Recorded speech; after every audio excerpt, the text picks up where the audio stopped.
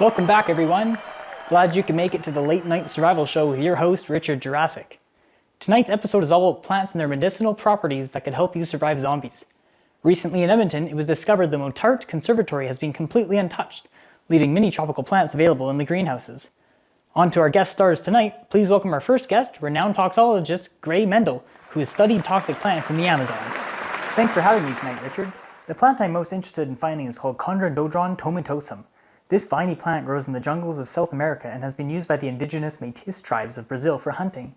They boiled the vines, creating a tar-like mixture that was spread onto the tips of blow darts. When an animal like a monkey was hit, it stopped breathing and collapsed. My thoughts are that with enough toxin, we could observe the same effect on zombies. Now that's a plant that I would love to have. Let's go to our scientist, Dr. William Nye, in the lab. That's right, Richard. Chondrodendron tomentosum produces a concoction of bis-benzyl tetrahydroisoquinoline alkaloids, known as Curare, that inhibit the respiratory system in many animals. The main molecule of interest in Curare is d-tubocurarine, which works as a competitive antagonist at the nicotinic acetylcholine receptors. It blocks the triggering of neuronal signaling in the body by acetylcholine and is especially effective at blocking respiratory muscle function. Gray is absolutely correct in stating that we could use this toxin against zombies. Failure of a zombie's respiratory system will cause their muscles to stop working as they run out of oxygen. Hopefully we can find that plant in the conservatory. Now on to our next guest, Carson Linnaeus, a world-famous research student known for his work on neurological drugs. Hi Richard. I'm really hoping that we can find the coca plant, which is also called erythroxylon coca in scientific literature. Most people associate this plant with the illegal drug cocaine, but chewing the leaf alone and not extracting it into pure cocaine can have some great medicinal effects. Plus, it's not addictive. The Andean people of South America have been chewing on the coca leaf and making coca leaf tea for thousands of years. The leaves are a great way to reduce hunger, allowing you to travel long distances, and also reduce pain, fatigue, headache, and arthritis. I believe that we can use this plant to manage fatigue and outrun zombies. Also, chewing leaves of the coca plant is a great source of pain relief for minor injuries and toothache. So what's the science behind the coca leaf, Dr. Nye?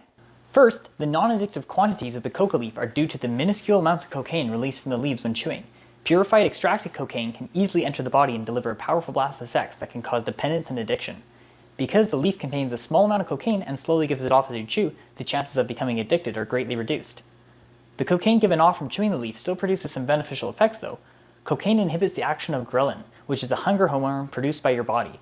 Cocaine binds to ghrelin receptors in your brain, antagonizing them, and in turn reduces your hunger and appetite. Cocaine also decreases pain by blocking the reuptake of monoamine neurotransmitters in the brain. This produces a rapid analgesic effect that helps lower your perception of pain. Thanks for the information, Will. Now on to our final guest. Liam Pasteur is an expert in microbiology and parasitism. Thanks for having me on the show, Richard. I'm hoping that I can create a cure for the zombie disease with a compound called artemisinin. We can find artemisinin in sweet wormwood, or otherwise known as Artemisia annua. Artemisinin was a crucial drug before the zombie apocalypse as it killed malarial parasite infections of red blood cells. Sweet wormwood has been used in traditional Chinese medicine and is prepared by boiling the leaves of the plant to make a tea. The zombie disease is caused by a parasite that lives in our brains and feeds on heme in the red blood cells that flow through our brain's vasculature.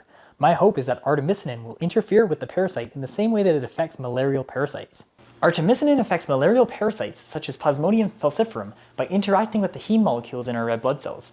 The malarial parasite eats heme by taking it into their cells and transforming it into a non-toxic form known as hemozoin. However, artemisinin prevents the formation of hemozoin and instead allows heme to act as a toxic free radical compound that kills the parasite. With enough luck, we may be able to observe the same effects in the zombie parasites. That's some incredibly promising science. I hope you all enjoyed our show tonight, and a big thanks to all our guests.